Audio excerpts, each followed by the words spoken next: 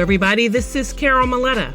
Welcome to the Parenting 411 podcast, where we share information parents need from sources they can trust.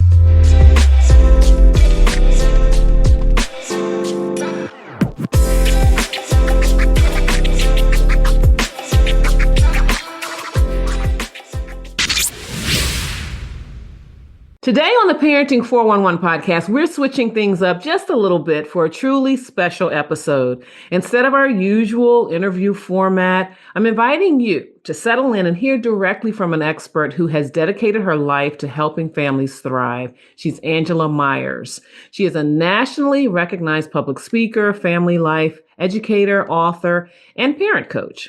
She holds a BS in psychology and an MS in family life education. So she brings both deep expertise and real life experience to her work. She's the founder and director of Kudos for Families, a nonprofit that equips parents with tools to move past overwhelm and raise responsible, happy, and prepared children. Angela has spoken extensively on topics like adoption, substance abuse prevention, parenting, and marriage enrichment at conferences around the country. She's developed parenting and marriage curricula and serves as the National Education Chairman for American Mothers Incorporated. Angela was also honored as Utah's American Mother of the Year in 2024. But what I'll say is what really sets her apart is her hands-on experience as the mother of 4, including children with special needs, and now as a proud grandmother. She understands the real challenges families face and has a passion for teaching practical strategies that work in everyday life. One of Angela's specialties is helping parents use work as a way to build character and resilience in their kids. Through her I'd Be Happy program, she shows families how to focus on the positive and get kids to cooperate often with a smile. How about that? Today, she'll be sharing her insights from her toolkit for effective communication, including a powerful approach called transactional analysis. So for this episode, I'm handing things over to Angela for her talk, Untangle the Talk. She'll walk us through how to clear up communication tangles and create more connection at home. And after her presentation, I'll be back for a short discussion with Angela to dig a little deeper and answer some questions that might be bubbling up even in your mind. So let's get started. Here's Angela Myers with Untangle the Talk. Welcome, Angela.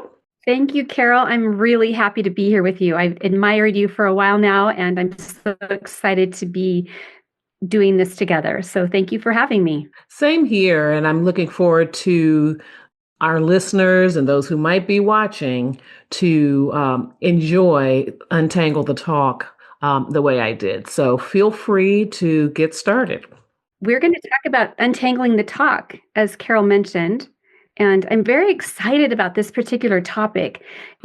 I feel like communicating with other people is such a huge part of our lives. And when we have good communication, it makes all the difference in the world for our families. I would like to start by just saying, I know I speak a lot of languages. I'm sure some of you out there speak other languages.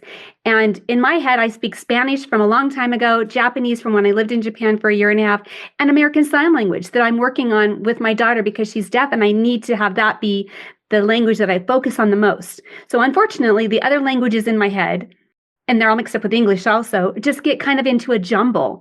And so when I try to speak them, it's difficult. But I understand the power of language, especially since I've been trying to use American Sign Language and use my hands. I'm fine with speaking, but using my hands is really hard for me.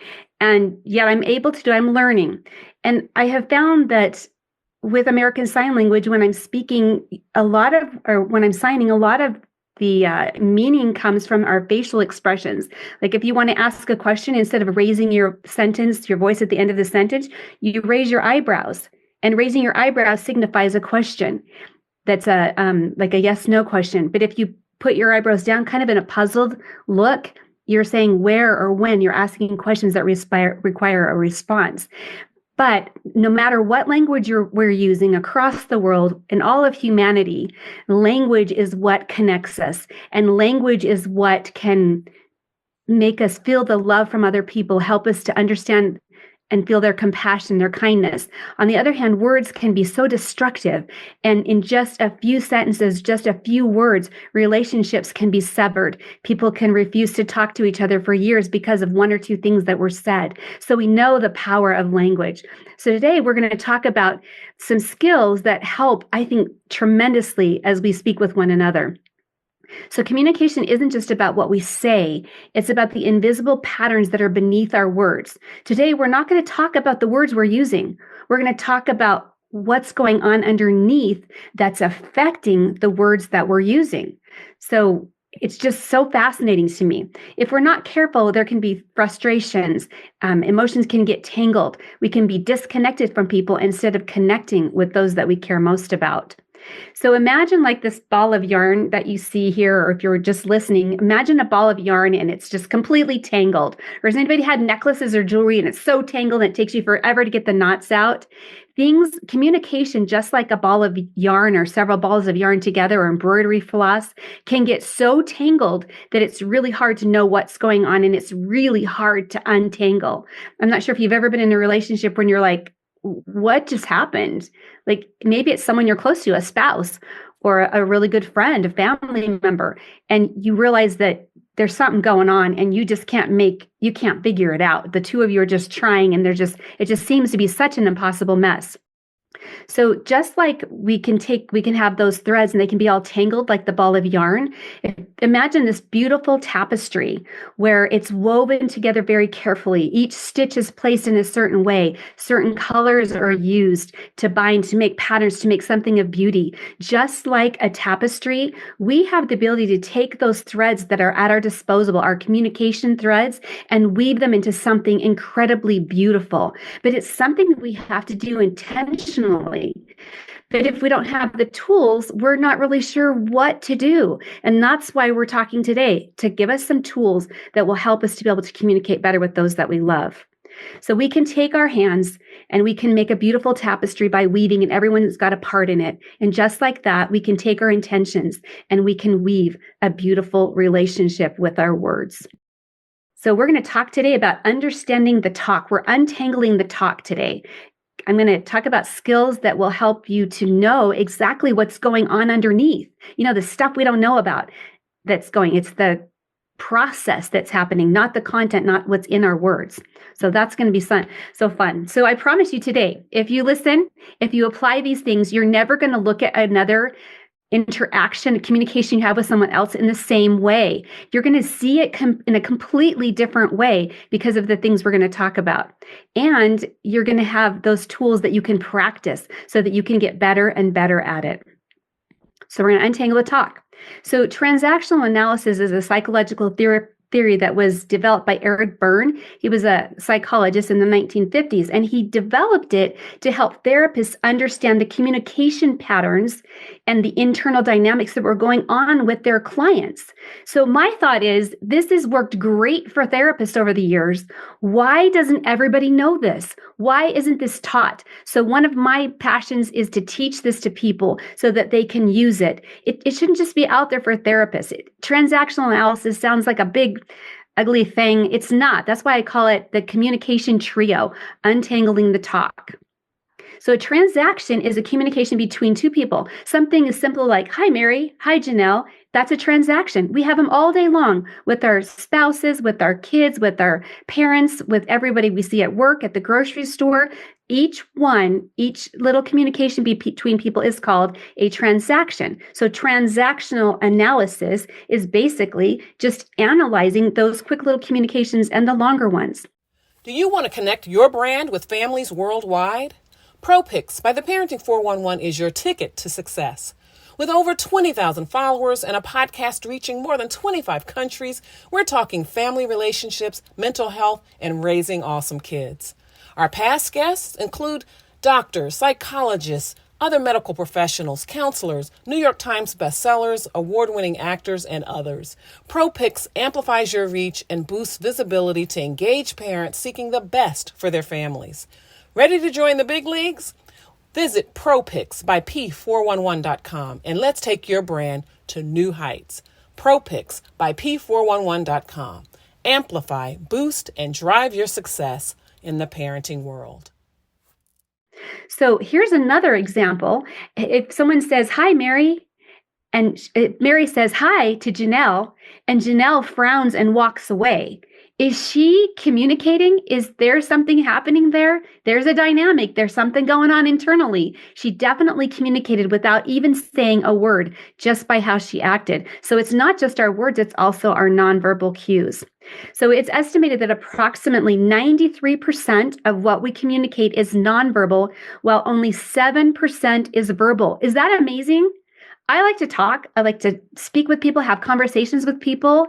But I've got to remember that only 7% of what I say is what they're getting. They're getting 93% of my message from how I'm looking, what I'm doing. If I'm talking to my child who comes home from school and I'm not looking him in the eyes and I'm just busy like shuffling through my papers or going through the cupboard or carrying things around the house and cleaning up, my child feels that and senses that. So that's something we need to pay attention to. Okay, so this is the communication trio. The communication trio, I'm going to try to explain it so in case you're just listening and not watching, but the communication trio is there. I have 3 circles. At the top circle, there's a P. The middle circle, there's an A. And the bottom circle, there's a C. The top circle that says P, that is for the parent in us. With the communication trio, even though we're talking about parent, adult, and child, it's important to understand that each of us within ourselves, whether we are a child, an 80-year-old woman, a 50-year-old man, it doesn't matter what we are. We're going to have those different, they're called ego states within us. I'm going to have the parent within me, the adult within me, and the child within me. My 5-year-old is going to have an adult, parent, and child within him or her. And so just knowing that we have those 3 things, these are what we're going to learn from, that are going to teach us how to change the way we're speaking. So within the top circle, the P, we have 2 parts. It's split in half. So imagine a circle split in half. On one side is the critical parent, and on the other side is the nurturing parent. So the critical parent is what we normally would think of. The critical parent is monitoring things like rules and shoulds and musts and expectations that we might have of ourselves or others. Kind of what you would think of a typical parent coming out kind of in a strong way, more authoritarian. Whereas on the other hand, the other half of that circle is the nurturing parent. That's the voice of unconditional acceptance, optimism, self-soothing, self-recognition. It's the parent that would gather us up in her arms when we were sad because we fell down or someone hurt us at school. The nurturing parent's job is to nurture. The critical parent tends to be critical. And we'll talk about more of this in depth later. So if we go down to the next one, the next circle is adult. The adult circle is not split in 2. It's just one whole. And the adult is the planner, the observer, organizer, analyzer. The adult's the one that's in the here and now and the present tense, that speaks logically and acts very rationally. The third circle on the bottom is a C, and that circle is divided in half. And one side of that is the adaptive child. The other side is the free child. So imagine that you are seeing a child that's just outside playing in the rain, no care about anything, no umbrella, jumping in the puddles with no shoes on, or the child that is fascinated when they see a ladybug and they study it for 15 minutes, just in the moment, just happy, carefree. That is the free child, very spontaneous, creative, in the moment. The adaptive child, on the other hand, is more emotional about their decision-making and about the world. Adaptive child can be a little bit less functional. So the free child might just burp. The adaptive child is like, oh, wait, I know that I don't burp when I'm in a classroom or at the dinner table. So the adaptive child has learned the rules, has learned to mold himself or herself. Neither of them is necessarily good or bad, but they need to be used appropriately. Okay, so we're going to go ahead and talk about each of these. Okay, first of all, I want you to imagine you're on the freeway and you're driving along and you're on your way to work and someone cuts you off. And immediately you're like, oh my gosh, I can't believe that person did that. Get out of my way. What are you doing? You shouldn't be doing that. And you start to yell. Some people might even show a finger that they shouldn't show, but you're in that moment becoming a critical parent. You're angry. You're saying things that are kind of critical, not helpful. And then let's say the person moves off and, they're out of the way. And then all of a sudden you realize that you're late for work and you're like, oh my gosh, I'm late for work. I totally messed up. Oh no, I need to hurry, hurry, hurry, hurry. You went from maybe you're driving along and you're in your adult state, just happy-go-lucky. You're just being practical and doing what needs to be done. Then when the person cuts you off, you flip or switch into your your critical parent, and you're like mad and angry. And then in the next minute, you flip into your adaptive child where you're saying, oh no, I'm late. What am I going to do? That person, if they wouldn't have cut me off, or I'm late because so-and-so, made me late. They called me this morning. So you see how you're going from state to state. One person can go from one state to the other. So the critical parent, again, will be saying, you should do this. Why are you doing this? Why didn't you do that? And this is kind of the voice we hear in our head a lot of times from what we grew up with. Maybe we grew up in a dysfunctional home and all we ever heard was, you are such a moron. Why did you do it that way? Why can't you be more like your sister? How many times do I have to tell you? How many of us do this? Yeah, as parents, right? We get in our critical mode a lot. And a lot of times we're in our critical mode just because we care. Like, get your schoolwork done. How many times do I have to tell you? Turn in the papers that you're supposed to turn in. So we get into that critical mode. And there is a place for the critical parent, but it's tempered. Then we have the nurturing parent. And the nurturing parent, again, as I mentioned before, when we're sick, the nurturing parent is going to give us a hug. We're going to come in the door. The nurturing parent can see that we've been crying or that we're upset, and the nurturing parent will give us a hug. The nurturing parent can say to a spouse, you look like you've had a really hard day. Do you want to sit down and talk about it? Or, I know you're disappointed in how you did in the performance. Let's talk about it. How do you feel? So then do you see the difference between the nurturing parent and the critical parent? And again, there are times for both. And I, as an adult, do you ever feel like sometimes you're tired, you're worn out, you feel beat up, you're sick, whatever it is? Don't you every once in a while, if you had a good parent role model, don't you ever just kind of wish you could have that person there with you because they nurtured and they loved you, right? All right. Then we've got the child. We've got the adaptive child and the free child. Adaptive child can be kind of stinky and ornery and have an attitude. And sometimes when people grow up and they use the adaptive child most of the time, they live in the adaptive child state most of the time, they're very much victims. Like I can't get a job because nobody will hire me. I mean, I try to go to interviews and, I know I'm late, but it's not my fault. They're kind of more into the victim mode. But again, the adaptive child can be good in that adaptive child says, it's not appropriate to burp right now, or that's not an appropriate thing to say. So the adaptive child can be good and bad. The free child, the same thing. The free child is just happy, giving, loving, excited about life. And yet we can't just live life like that. We've got to be responsible and pay the bills, get some of that adult into us. All right. I hope these are understandable, that you're getting what I'm saying there. It can be a little hard, but I've got a handout later that I will put a QR code up for, or give you a resource too that you can look at. And so you can remember these. It's nice to have a cheat sheet when we're trying to learn something new. All right. The adult was the middle circle that we talked about. The adult, again, is in the here and now. The adult is able to solve a problem. The adult is able to be rational. The adult's going to pay the bills, be responsible, without the angst of the critical parent, without the lightheartedness and forgetfulness of maybe a free child, without the victimhood of an adaptive child. So the adult is where we want to be with the most of the time when we can, when it's appropriate. And generally it's appropriate. Do you think you can talk adult to adult from a parent to a 5-year-old? Absolutely. In fact, some of you have kids that just came out. They were born like adults, where they just talk more respectfully, or they talk like little mini adults.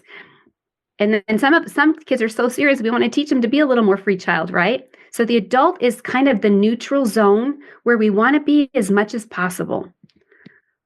Right? So the ego states are not good, not all good and not all bad. And I think you can see that from the examples that I gave. All right. So another thing we need to learn is that there are complementary transactions or communications, and there are closed or crossed communications and transactions. Let me show you what I mean by that. Okay, here, imagine you can have a parent that is speaking from parent to parent. Like, let's say we've got a couple dating, and the one is speaking from the critical parent to the other's critical parent. So both of them speak critical parent all the time. That's complementary because the arrows go straight back and forth to each of them. So I'm speaking as a critical parent to someone else and that person's responding as a critical parent. Now, if you want to live that way, it's fine. You can just be critical parents to each other. Another complementary would be like from a parent to a child. The parent to a child is more natural. That's a complementary transaction. Whereas like a adult to a child is not. Okay. So if we have if someone's speaking from their child to another person's child, that's also complementary. All right. So if I ask my son, coming from my adult, hey, will you go get me a loaf of bread? And my son responds by saying, Mom, I'm so busy. Why do you always have to ask me? I'm just trying to get everything done that I'm supposed to do for school. I don't know how I'm going to get it all done. My child has responded from his adaptive child, the one that's more like a victim, right? I don't know how, like, you're persecuting me. Why would you ask me? So I can ask from an adult as an adult in my adult state, which is where I usually want to be, and other people can choose where they want to respond. Now, if I said, hey, can you get me a loaf of bread? And my son said, sure, Mom, I'd be happy to. That was adult to adult, which is healthy. It's easy, it's complementary, and it works. All right. So complementary parent to child would be if the parent says, hey, did you finish your homework? The child can say, yes, I did. And that can be like a child or an adult. What about a boss to an employee? What if the boss says, I need the final analysis by noon tomorrow? The employee could say, are you kidding me? That's not what you told me yesterday. That's kind of adaptive child. But if instead the employee said, hey, I'm waiting for the report from Sandra. Does 1 p.m. work? See how that was adult to adult? The boss could then respond as an adult and say, sure, that's fine. Or could say, that's really not going to work. Let's see if we can work something else out. So you're still saying in adult mode, but at any time in the conversation, the other person can flip into another mode.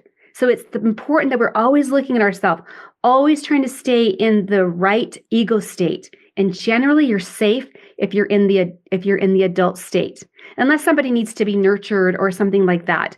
You're pretty safe with that. Crossed would be like if the husband says, hey, were you able to go to the bank today? And the wife says, I didn't have time. How am I supposed to get everything done when I have so many kids to take care of? I can't do it all. Okay, who does that sound like to you? Does that sound like a critical parent? Does it sound like an adult, free child? Probably sounds more like the adaptive child, which tends to be more of a victim. Like, I can't do it. I need help. I can't do it by myself. I can't tie my shoe. I need you to do it for me. Okay, so how about, here's another crossed one with the parent to a child. The mother says, I've told you 500 times to pick up your room. Why don't you ever do what I ask? That sounds critical parent, right? As opposed to nurturing parent. That's not very adult. The teen daughter can respond, though, to her mom's critical parent by saying, I'm sorry, Mom, I guess I forgot. I'll get on that right now. Okay, I remember my third son. He's all grown now, but I remember when he was a little boy, and I had an older son that was very challenging, a lot of special needs going on, and I was used to kind of having to be strong with him. My second son was more typical, but the first one I was used to being strong with. And so I remember one day saying, Ammon, you need to go get that right now and take care of that. Why didn't you do what I asked? Can you go do that right now? I was coming across, I was acting in my critical parent. Do you know what that little boy said? He just said, he looked at me, smiled sweetly and said, okay, Mommy. And I was like, oh my gosh. I was being critical parent too strong with him. Whereas the other son kind of, you know how your kids need different things? The other one, I didn't need to be critical parent to him. That's not what I'm saying. But I tended to have to speak a little bit more strongly to him. So even a little kid can come as an adult to his critical parent. It's kind of fascinating when you look at it all. Let's kind of skip some of these here. What if I said to you, did you finish the report? I'm speaking just as an adult. It's just simple, matter of fact, in the moment, present time, rational, right? What if you said, I can't do it by myself. I need help. That would be probably, right, the adaptive child. So if I just basically said, did you finish your report? again, and the other person said, I've been working on it really hard. I could really use some help. That's different. That's more adult to adult. All right. So can you deliberately cross the communication lines? Yes. Just like I was telling you about my son, Ammon, that he did. I was critical parent. The logical or a natural thing for him to do would be come across as adaptive child. But instead, he came across as a parent. So he crossed the line of communication. So for example, 8-year-old Susan is whining in her adaptive child. Mom, I'm too tired to make my bed. And the mom replies in her adult, Susan, dinner will be in 30 minutes. You can clean your room by then and come to dinner. Or if you're too tired, you can go to bed now without any supper. The choice is yours. See how she's still an adult, but she's still enforcing things as the parent. She's not just giving in or just being her friend. She's actually saying what needs to be done in a logical manner in the present moment without emotion. And I think that's one of the key things with adult to adult is it's without the negative emotions. So whenever you find yourself kind of feeling angry or upset or sad or hurt, you're most likely 100% of the time, you are not in your adult. You're in some other spot. And maybe you want to look at it and see where you want to be. So in this one, mom refused to play the game. She acted like Susan was capable and could handle the job. She didn't buy into it, because someone who bought into it would be saying, you can too make your bed. I showed you how to do it like 500 times. Get in there and do it right now. But she didn't do that. She came through as an adult and she crossed the communication lines. So we always have the choice. We always have the choice to whatever ego state we want. We're not required.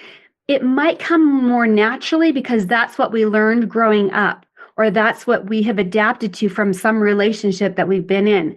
But we can deliberately decide how we're going to communicate with one another and choose which one is most appropriate for the situation. If I have a best friend who's just lost a loved one, I don't necessarily want to be in just the adult. I might go to that toolkit and pick out nurturing parent and nurture that friend. Say, come here, let me give you a hug. How are you doing? What can I do to help? And maybe not even say anything, because a lot of times just being there is all that's needed.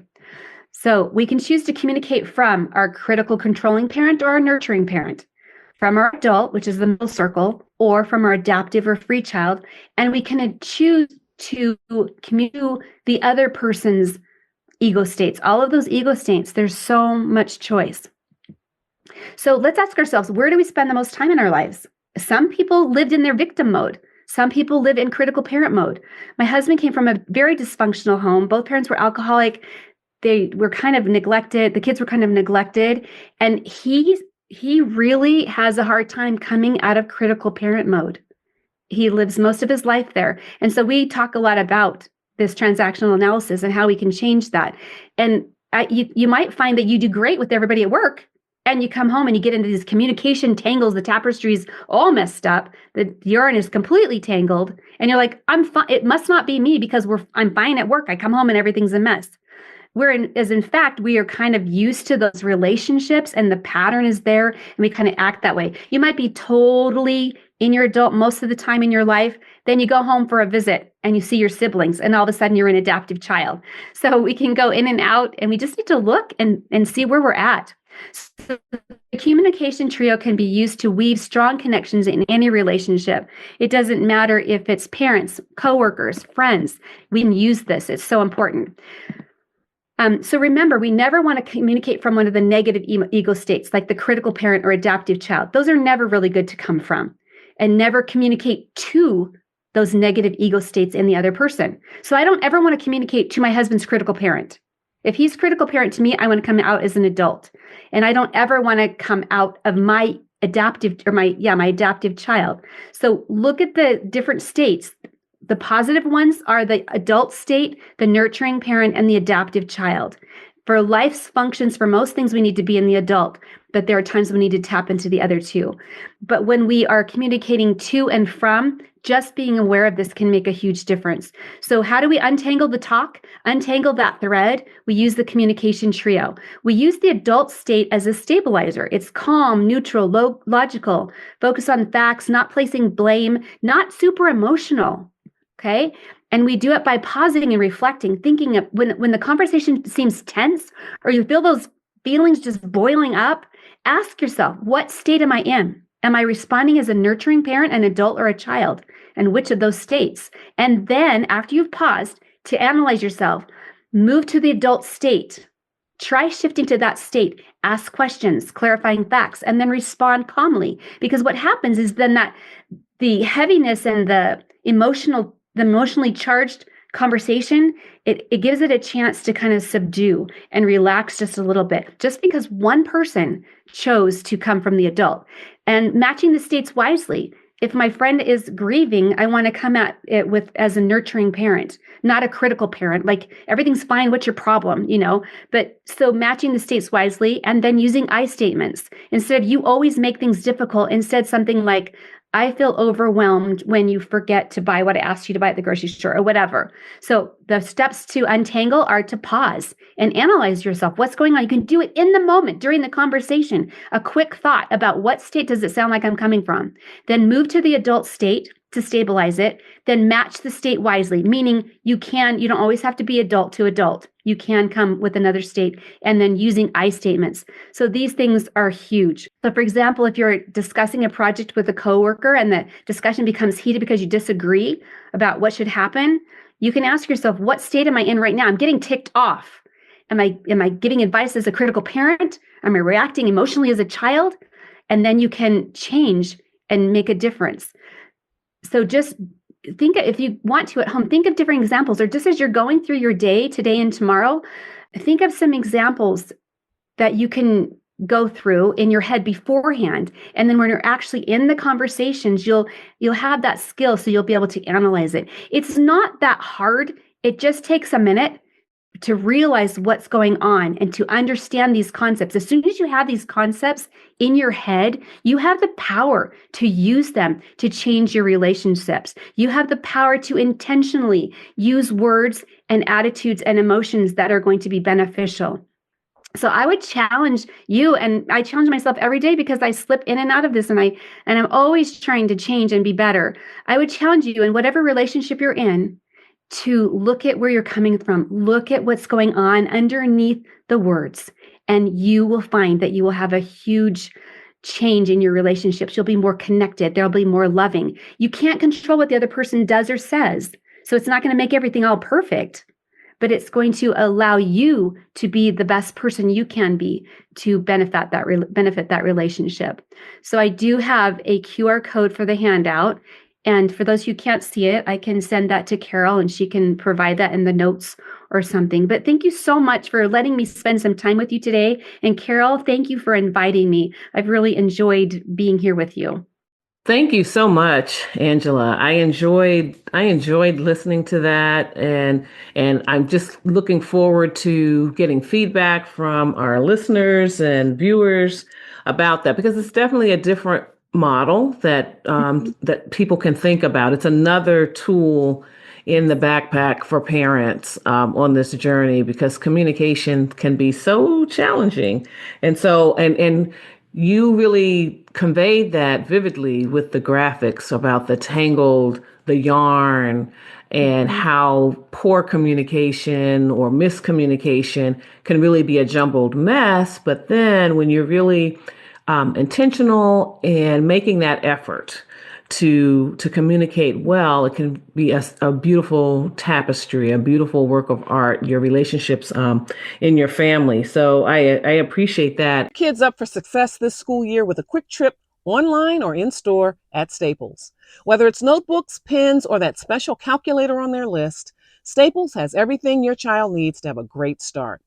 I still have lots of extra school supplies on hand here at my house from when my children were younger, because you could never have too many, especially when they're this affordable and easy to grab. I also use them in my business. Plus, this year, I'm also stocking backpacks for kids with parents who might need just a little bit of help this year. So click the link below to start shopping and check off every item on your student's list and get ready for the best school year yet. So with that model, what I'm thinking is, because adult is there in the middle, on the one hand, you're trying to get the parent, to operate that's sort of the command center. Like that's where you assess the situation, you assess the people's state that you're dealing with, and then you can decide where you need to go. Do you need to be the nurturing parent, say, for example, no matter who it is that you're dealing with? And then at the other hand, I kind of saw that middle ground, that command center, which was labeled as adult in that model, as something for children to aspire to, for them to be able to get to that place where they can be problem solvers, where they can understand. And that's just going to take time. Is that the right idea with it? I mean, the way to think about it? Yes, I think so. I think all of us, not just little children, because all of us are at different levels. So yes, little children, we want to help them get to the adult. Absolutely. And then we need to recognize that we as adults aren't always at the adult level either. So we've got to just look at ourselves and analyze ourselves. But yes, the adult is kind of the command center. The critical parent tends to be more the negative part of that. Right. But we are parents, and there's got to be a balance. We do have to set rules and guidelines and do discipline, but that can be done from the adult mode as without the emotion and more logically. So that's it. Yeah, and something else that it reminded me of too was the different parenting styles, right? Yeah. And how we move.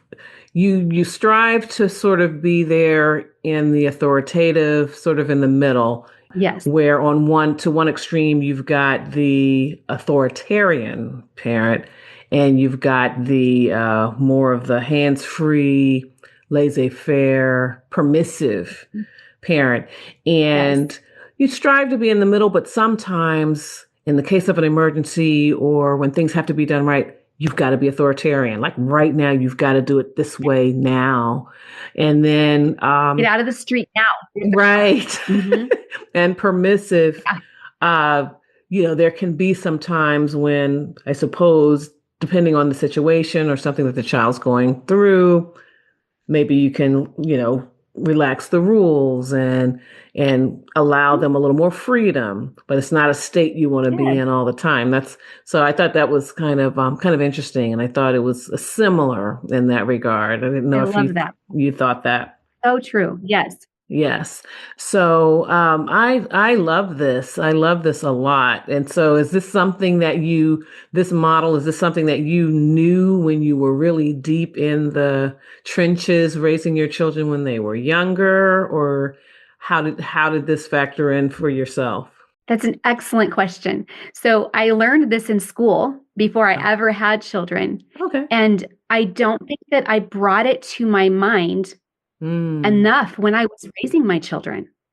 And how beautiful would it have been if I were able to say to them, hey, which state am I coming from, and really train and teach them. So I regret that I had the knowledge, but that it wasn't in the forefront of my brain, and I didn't use it as a teaching tool with my kids. Now that they're adults, I can and do, and with my husband and I, we use it together a lot, and it's so helpful. What's not helpful is that you say, you're in your critical parent. You need to get out of your critical parent, because what are you doing? Critical parent back. So it's something that I would encourage parents to do with their kids. I really would, because we're trying to teach them skills, right? Yes. So they can grow up an adult and be successful. The more tools give them, the better they're going to be able to adult and have successful, happy lives. Right. And really that knowledge of those concepts was really an example of how I talk to parents, because they feel like sometimes they're not up to the job. And I'm like, all of your life experiences, formal education, informal education, and all of that's at your disposal. That's in your toolkit. You just need to figure out how it can apply. But you have so much to offer your children. You have so much to give them. So you might need a little help here and there, but don't underestimate the value of your previous experiences. Yes. And I like to tell people that, look, somebody may have all kinds of knowledge, book learning knowledge, and yet you are the parent of that child. You are the expert on that child. And I think if you have pure motives as a parent, and you really are trying, and you're able to improve on yourself all the time and introspect, then you're going to be able to give that child what the child needs. And if you go into your heart as a mom, as a dad, you're going to feel and you're going to know that that's not how I should act with that child, or that this child needs it this way and that child needs it that way. They all need love. They all need nurture. They all need guidance. They all need firmness. They all need gentleness. But you've got to go in and look at yourself. Inside, you as the parent can go inside for those answers. And if you have a higher power, you can go inside for those answers and go to him, and you can get the answers that you need. Trust yourselves, right? Oh, yes, definitely. Trust yourself. And I like what you said about how children need the same rules and standards, but they need they might need to have those messages conveyed in a different way. Like I have twins and they have very different personalities. And even as children, I had different kinds of inside jokes because what one thought was funny, the other didn't think that was funny. Different things that we would do, like if we were in the car together and the other son wasn't there, we had certain rituals, things we did or whatever, and then, but then when I mixed up sometimes and did it with the other child, he's like, "Hey, what are you doing? What is that? What?" I don't get that. That's I not don't get funny. it. Yeah, what the heck? or whatever. And then just their different temperaments. They can understand the instructions. The end goal might be the same, but the way you deliver the instructions might be different. So Yeah, it's all so fun. Lots of fun. And I only had the two. So I can only imagine, 4 children or people that have 5 and 6 children having to navigate all of that. And so this kind of transactional approach and thinking about communication in the way that you describe it could definitely be beneficial. So helpful. yes. So what's next for you? You have anything coming up? Exciting thing? Anything you're going to be doing for parents? I'm doing a lot of public speaking this summer. So I'm going to a family camp and doing that. I am going to be rebooting my podcast, which I only did a couple episodes and things got so busy. And I'm working on my book on work because, as you mentioned before, one of my biggest passions is teaching kids how to work. I think anything we want our kids to know, they can learn through work. They can learn responsibility, respect for others, respect for things. They can learn so much. And I feel that nowadays, we're raising generations of kids who are pampered and rescued, and they grow up and they can't adult and they fail miserably. And we are doing them a disservice, I feel, if we give them everything, if we do everything for them. So I really encourage parents to get them to work, to teach them how to earn their own things and how to have good attitudes in the home and how to reward them for those things. So yeah, I have my book that I just finished a little bit ago, I'd be happy to, which will be on Amazon soon. So I'm just finishing up the last details of that. But yeah. So just keep going, Good, Yeah. good. Well, repeat again for our listeners where they can find you on social media and your website and all of that. Sure. Yeah, so it's Kudos for Families, and that's my handle for Instagram, for Facebook, and then it's kudosforfamilies.com. And then when I speak, it's angelamyers.com. So if you're interested in someone speaking, but yeah, that's how to get a hold of me. And I would be happy anytime I'm starting some group parenting coaching. So if you're interested in that, definitely, let me know. You can go to kudosforfamilies@gmail.com if you want to send an email. And if anything I can help with, any answer, I think like Carol, we're just out there trying to help parents do what we can, and questions, happy to coach, do whatever you need anytime. Parents need support. That's right. Sometimes just hearing a different idea from someone makes a big difference. So I'm happy to always be there and help. Thank you. I certainly appreciate and admire the work you do. And for everybody that's tuning in, thank you so much for joining me for this special episode of the Parenting 411 podcast. Angela's insights and her on untangling communication have given you some practical tools, I think, to use at home. And before you go, I want to invite you to grab your free copy of my ebook, Connected Hearts Digital Smarts, 25 Tips for Connecting with Kids Offline. It's packed with tips to help your family stay close and thrive in our digital world. Just visit www.parentandpurpose.com/offscreen1. That's parentandpurpose.com/offscreen1. And if you missed that, don't worry about it. You'll find the link in the show notes as well as on your favorite audio platform and on YouTube. And if you enjoyed today's episode, please share it with a friend, subscribe, leave us a review. And until next time, keep connecting and keep parenting with heart. And remember, it's never too late to be the parent you want to be. Can't wait to talk to you again next time. We bring you this episode for the purpose of information and entertainment only. It is not the intent or purpose of the Parenting 411 podcast or Carol Maletta to provide an exhaustive reference or guide on all aspects of parenting, childcare, and family life. You are strongly encouraged to read all available information, consult medical or other appropriate professionals, and pursue all reasonable means to learn as much as possible about parenting to complement what you gain here, and then tailor the information to meet your individual needs. Yes, parenting is a serious matter, though it is not an exact science. The context and insights offered in this and every episode represent an account of knowledge and personal experiences of the host and any featured guests for the viewers' and listeners' information and consideration. The host and guests do not guarantee to our viewers or listeners any specific parenting outcomes from this episode or taking actions described here.